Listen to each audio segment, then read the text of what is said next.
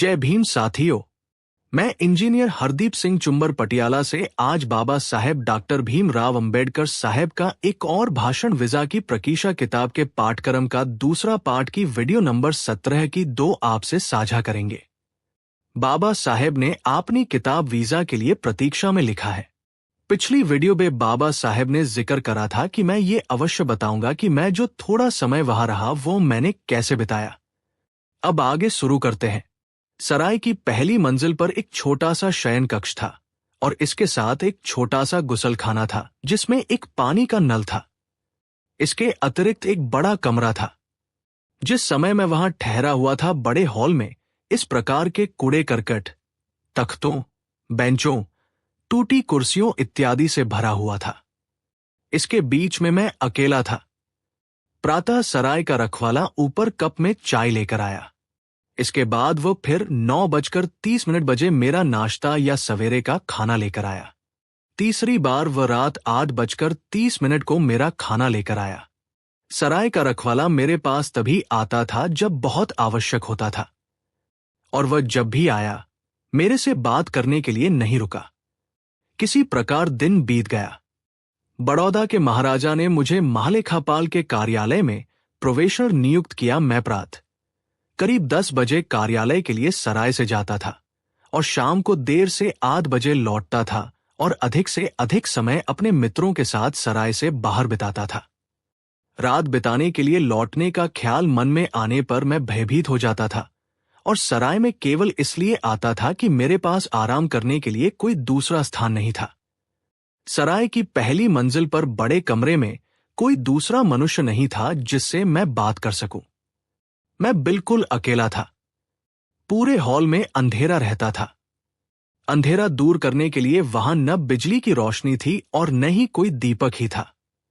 रखवाला मेरे प्रयोग के लिए एक छोटा सा लालटेन लेकर आता था। उसकी रोशनी कुछ इंचों से आगे नहीं जा सकती थी, लेकिन मैंने महसूस किया कि मैं कोठरी में हूं और बात करने के लिए किसी व्यक्ति का साथ चाहता था, किंतु वहां कोई नहीं था। किसी व्यक्ति के साथ के अभाव में पुस्तकें मेरी साथी थी। उनको पढ़ता ही रहता था। पढ़ने में तल्लीन होने के कारण मैं अपना अकेलापन भूल गया।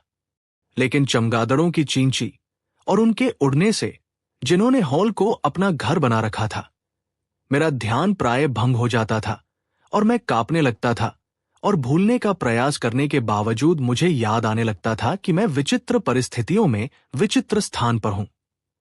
कई बार मुझे गुस्सा भी आया, लेकिन मैंने अपने दुख और गुस्से को ये सोचकर दबा लिया कि यद्यपि ये काल कोठरी है, फिर भी सिर छिपाने की जगह है और कोई जगह न होने से कुछ जगह होना बेहतर है। मेरी दशा हृदय विदारक थी। जब बंबई से मेरा भांजा मेरा बचा हुआ सामान लेकर आया और जब उसने मेरी हालत देखी तो इतना जोर से चिल्लाने लगा कि मुझे उसे तुरंत वापस भेजना पड़ा। मैं इस हालत में सराय में पारसी बनकर रहता था। मैं जानता था कि मैं नाम बदलकर बहुत समय तक नहीं रह सकता और एक दिन मेरी पोल खुल जाएगी। इसलिए मैं ठहरने के लिए सरकारी बंगला लेने का प्रयास कर रहा था। लेकिन प्रधानमंत्री ने मेरी अर्जी पर जल्दी गौर नहीं किया, जैसा कि मैं चाहता था। मेरी अर्जी एक अधिकारी से दूसरे अधिकारी को भेजी गई और इससे पहले कि मुझे अंतिम उत्तर मिलता, मेरी कयामत का दिन आ गया। सराय में ठहरने का मेरा 11वां दिन था। मैंने प्रातः का खाना खा लिया था और कपड़े पहन लिए थे और कार्यालय जाने के लिए अपने कमरे से निकलने वाला था। जैसे ही मैं कुछ किताबें पुस्तकालय को लौटाने के लिए उठा रहा था जो मैंने रात को पढ़ने के लिए पुस्तकालय से ली थी, मुझे ऊपर आते हुए बहुत से लोगों की पगध्वनि सुनाई दी। मैंने सोचा कि कुछ पर्यटक ठहरने के लिए आए हैं और इसलिए मैं बाहर देख रहा था कि वे कौन हैं। तभी मैंने देखा कि 1 दर्जन नाराज दिखाई देने वाले लंबे तगड़े, जो एक एक लाठी उठाए हुए थे, मेरे कमरे की ओर आ रहे हैं। मैं समझ गया कि वे साथी पर्यटक नहीं हैं और उन्होंने इसका सबूत तुरंत दे दिया।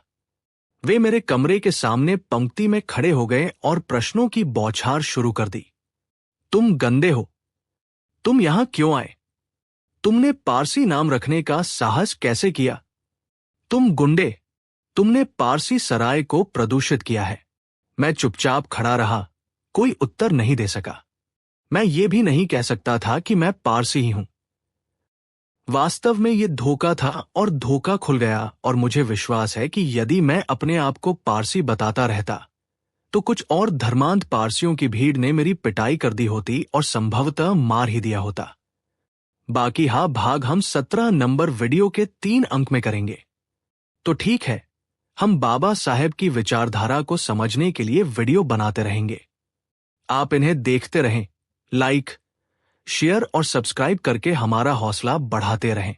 हमारा व्हाट्सएप नंबर है 9463601616। हमेशा याद रखें। मैं इंजीनियर हरदीप सिंह चुंबर आपसे इजाजत चाहता हूं।